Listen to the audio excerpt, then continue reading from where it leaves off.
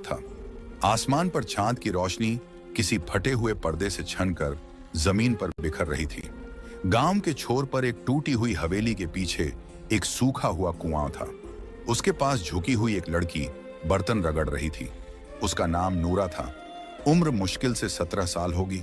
हाथों में दरारें, पांवों में मिट्टी और आंखों में नमी का स्थायी साया। बर्तन उसके सामने एक ढेर की तरह रखे थे, जिनमें से कुछ में अब भी दिन की बासी गंध थी। वो अपने दुपट्टे के कोने से माथे का पसीना पोंछती और फिर साबुन का झाग उठाती। रात इतनी गहरी थी कि अगर कोई उसके पास खड़ा भी हो जाता तो वो उसकी सांस की आवाज से ही पहचान पाती। मगर वो डरती नहीं थी। डर अब उसके लिए उतना ही आम हो चुका था जितनी गरीबी। नूरा का घर गांव के सबसे गंदे हिस्से में था। उसकी माँ बीमार थी और छोटा भाई भूख में रोते रोते अक्सर सो जाता था। पिता कुछ साल पहले खेत में सांप के डसने से मर गए थे। तब से नूरा ने अपने घर की जिम्मेदारी खुद उठा ली थी। सुबह वो अमीर लोगों के घर झाड़ू पोंछा करती और रात में बर्तन धोने निकलती। लोग कहते थे कि उस कुएं के पास कोई पुरानी आत्मा रहती है। कुछ कहते थे कि वहां किसी जिन्न को बांधा गया था। मगर नूरा के पास डरने का वक्त नहीं था। उसे बस अगले दिन की रोटी की फिक्र रहती थी। उस रात भी वही सब कुछ था। हवा में ठंड थी। कुएं से कभी कभी सीली मिट्टी की गंध उठती। पास ही सूखे पेड़ की डालियों पर चमगादड़ लटके हुए थे। नूरा अपने आप से बातें करती हुई बर्तन धोती जा रही थी। जब मेरी अम्मी ठीक हो जाएंगी तो मैं ये सब छोड़ दूंगी, गांव छोड़ दूंगी, कहीं दूर चली जाऊंगी जहां कोई मुझे नौकरानी न कहे।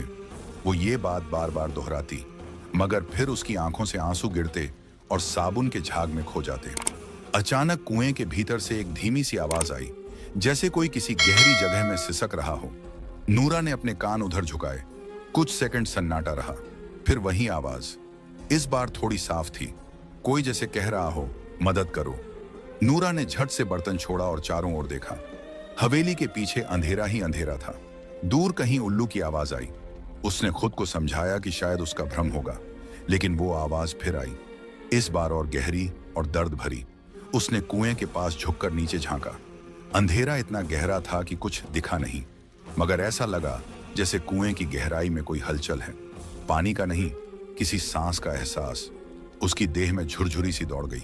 वो पीछे हटना चाहती थी, मगर उसके पैरों ने जैसे जमीन पकड़ ली। दिल तेजी से धड़कने लगा।